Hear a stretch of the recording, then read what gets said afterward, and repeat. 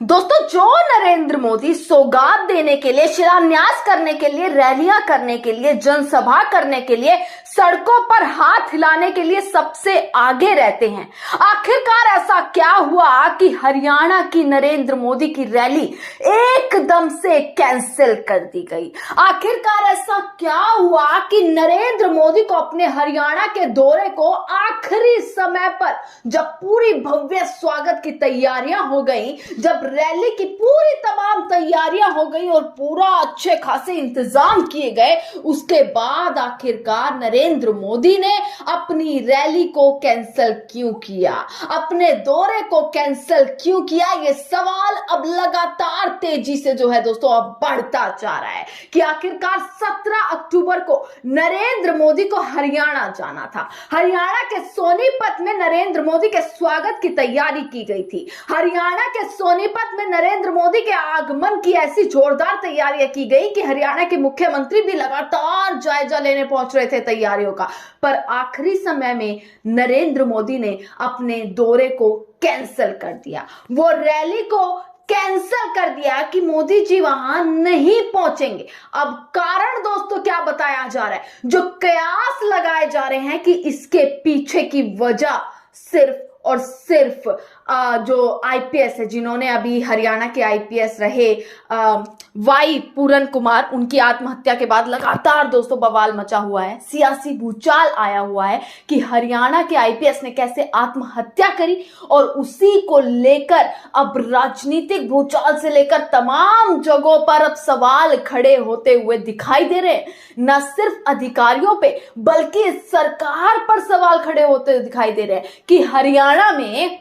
जहां अभी पूरा 1 साल हुआ है और इस 1 साल के जश्न के लिए ही नरेंद्र मोदी हरियाणा पहुंच रहे थे रैली करने, जिसको कैंसिल किया गया, जिसको दौरे को कैंसिल किया गया, उसके पीछे साफ कारण अब यही बताया जा रहा है कि आईपीएस वाई पूरन कुमार की आत्महत्या एक बड़ा कारण है कि नरेंद्र मोदी ने अपने दौरे को कैंसिल कर दिया। दोस्तों, आपको पता ही होगा 7 दिन पूरे हो चुके हैं, 7 दिन बाद भी आज भी वाई पूरन कुमार का पोस्टमार्टम करने के लिए उनका परिवार रेडी नहीं है, उनका परिवार तैयार नहीं है, क्योंकि उनके परिवार की एक ही मांग है कि जिनके नाम वाई पूरन कुमार ने अपने सुसाइड नोट में डाले हैं उनकी गिरफ्तारी हो, उसके बाद ही वो अलाउ करेंगे कि वो पोस्टमार्टम उनका कराएं। और अब तक उनके शरीर को किस तरीके से, अभी भी उनके शरीर को ऐसे रखा गया है। तो दोस्तों सोचिए कि हरियाणा में एक आईपीएस की ये हालत हो गई है कि उसे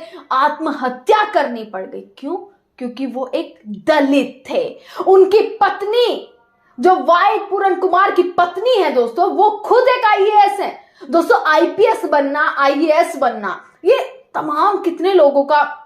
सपना होता है और इससे बड़ा सपना किसी का नहीं होता। एक आईपीएस बनना, आईएएस बनना ही लोगों के लिए एक बहुत बड़ी चीज हो जाती है और कितने बच्चे तमाम वर्षों से इसकी तैयारी करते हुए नजर आते हैं। पर हरियाणा में भाजपा शासित प्रदेश में आप ये सोचिए कि एक आईपीएस की ऐसी हालत कर दी गई, उसके साथ ऐसा व्यवहार किया गया क्योंकि वो दलित था,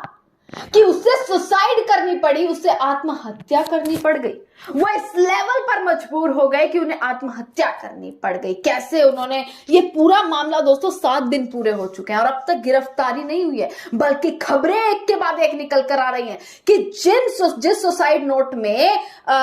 पूरन कुमार ने जिनके नाम लिखे, 13 वरिष्ठ अधिकारियों के नाम उन्होंने उसमें मेंशन किए कि कैसे उनका करियर खत्म करना और कैसे उनके साथ व्यवहार किया जा रहा है, कैसे दबाव बनाया जाता है, ये सारी चीजों को उन्होंने मेंशन किया कि जिनका उन्होंने नाम लिखा, डीजीपी का नाम लिखा। अब खबर निकल कर आई कि उन डीजीपी को लंबी छुट्टी पर भेज दिया गया। और सबसे बड़ा सियासी भूचाल तो दोस्तों ये आ जाता है कि हरियाणा में भाजपा की सरकार है और उस डबल इंजन की सरकार को सेलिब्रेट करने के लिए नरेंद्र मोदी हरियाणा जा रहे थे 17 तारीख को, पर इसी के बीच उन्हें ये दौरा पूरा कैंसिल कर देना पड़ा। और कैंसिल करेंगे भी क्यों नहीं? क्या मुंह दिखाएंगे वो अपनी जनसभा में हरियाणा के लोगों को, जब लोग उनसे आकर उनके सामने खड़े होकर उनसे ये सवाल कर लेंगे कि हमारे राज्य के आईपीएस के साथ ही ऐसा हाल है कि हमारे राज्य के आईपीएस ने आत्महत्या कर ली, उनके साथ ऐसा व्यवहार किया जा रहा है, जब तमाम दलित लोग नरेंद्र मोदी की रैली में, जनसभा में उनके सामने आकर खड़े हो जाएंगे, तो नरेंद्र मोदी क्या मुंह दिखाएंगे?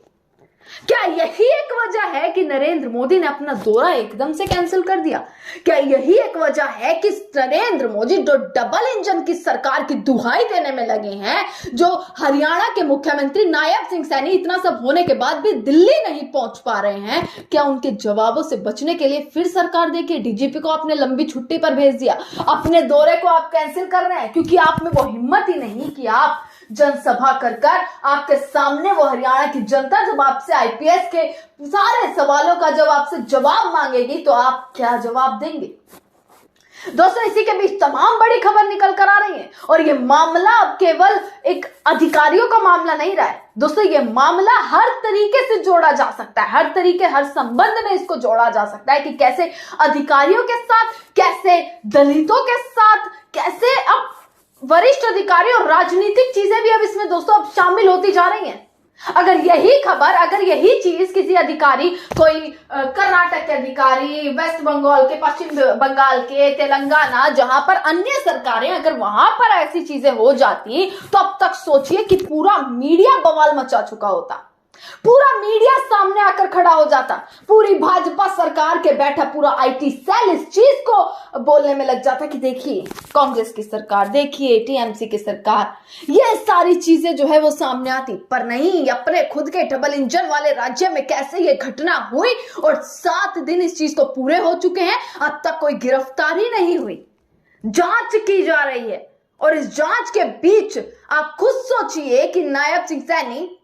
हरियाणा के मुख्यमंत्री हो, भाजपा के तमाम लोग हो, नरेंद्र मोदी हो, इस चीज पर क्या उनका जवाब है? जांच की जा रही है, यही चीजें सामने आ रही हैं। और एक और सियासी भूचाल तो दोस्तों तब आया है, राहुल गांधी आज चंडीगढ़ पहुंचे। राहुल गांधी पहुंचे उनके परिवार से मिलने के लिए, आईपीएस वाई पूरन कुमार के परिवार से मिलने के लिए। जैसे ही राहुल गांधी पहुंचे वैसे ही सियासी भूचाल आ चुका है, हलचलें तेज हो चुकी है क्योंकि राहुल गांधी ने उनके परिवारों से मुलाकात करी है और एक बड़ा बयान भी दे दिया है। वो बड़ा बयान भी दोस्तों मैं आपको यहां पर सुनवाती हूं, पर मुख्य रूप से हेडलाइंस जो हैं दोस्तों वो यही बताती हैं कि राहुल गांधी के दौरे ने खलबली मचा दी है पूरे तरीके से। यहां पर आप देखिएगा कि आईपीएस वाई पूरन कुमार ने खुद को गोली मारने से पहले तमाम लोगों से बात भी की थी। ये सारी चीजें अब निकल कर सामने आ रही हैं। उनकी जो पत्नी है उन्होंने साफ ये कह दिया है, वो खुद एक आईएएस अफसर है उनकी पत्नी दोस्तों, जिन्होंने साफ ये कह दिया कि जब तक गिरफ्तारी नहीं होगी, जो जो नाम उसमें मेंशन है, जब तक उनकी गिरफ्तारी नहीं होगी तब तक वो पोस्टमार्टम के लिए भी अलाउ नहीं कर रहे हैं। दोस्तों, राहुल गांधी ने एक बड़ी चीज जो है आज वहां पर पहुंचकर की है। ये तस्वीरें मैं आपको दिखा रही हूँ राहुल गांधी की, जो आज वहां पर पहुंचे। राहुल गांधी ने ये चीज कही है दोस्तों कि ये सिर्फ एक परिवार का मामला नहीं है, ऐसी घटनाएं से देश के करोड़ों दलित भाई बहनों को गलत संदेश जा रहा है कि आप कितने भी सफल हो, सक्षम हो, लेकिन अगर आप दलित हैं तो आपको दबाया, कुचला और फेंका जा सकता है। हमें यह स्वीकार नहीं है। नेता विपक्ष के नाते मेरा देश के प्रधानमंत्री और हरियाणा के मुख्यमंत्री को सीधा संदेश है कि आपने पूरन कुमार जी की दोनों बेटियों से जो वादा किया है उसे पूरा कीजिए, इनके पिता का अंतिम संस्कार होने दीजिए और ये तमाशा बंद कीजिए। अगर आप दोषी अफसरों पर कार्रवाई कीजिए और इस परिवार पर डाले जा रहे दबाव को हटाइए। नेता विपक्ष राहुल गांधी ने वहां पर पहुंचकर कही है और ये सारी तस्वीरें राहुल गांधी की दोस्तों सामने निकल, इस तस्वीरों के साथ ही दोस्तों एक बड़ी खबर और निकल कर आई कि वाई पूरन कुमार केस में जो डीजीपी थे, डीजीपी कपूर, जिनका नाम उसमें सुसाइड नोट में गंभीर आरोप जिन पर लगाए गए थे पूरन कुमार की तरफ से, उनको लंबी छुट्टी पर भेज दिया गया है कि जब तक जांच पूरी नहीं होती है, जब तक चीजें सामने नहीं निकल कर आती है, तब तक लंबी छुट्टी पर जो है वो भेज दिया गया। पर दोस्तों भाजपा की हालत देखिए, भाजपा की हालत आप देखिए कि अपने राज्य में किस तरीके से, जहां पर डबल इंजन की सरकार है, वहां पर भी अगर इस तरीके के केस हो रहे हैं, इस तरीके के मामले सामने आ रहे हैं और भाजपा अब बोल नहीं पा रही है, इनके मुंह में, इनकी जुबान से अब एक शब्द नहीं निकल पा रहा है क्योंकि ये इनके राज्य में एक घटना हुई है। वहीं मीडिया जिस तरीके से इस चीज को दिखा रही है उस पर भी दोस्तों नजर जरूर मारिएगा कि किस तरीके से कवरेज इस चीज की मीडिया करती हुई नजर आ रही है, जो गोदी मीडिया है वो कैसे इस चीज की कवरेज करती हुई नजर आई।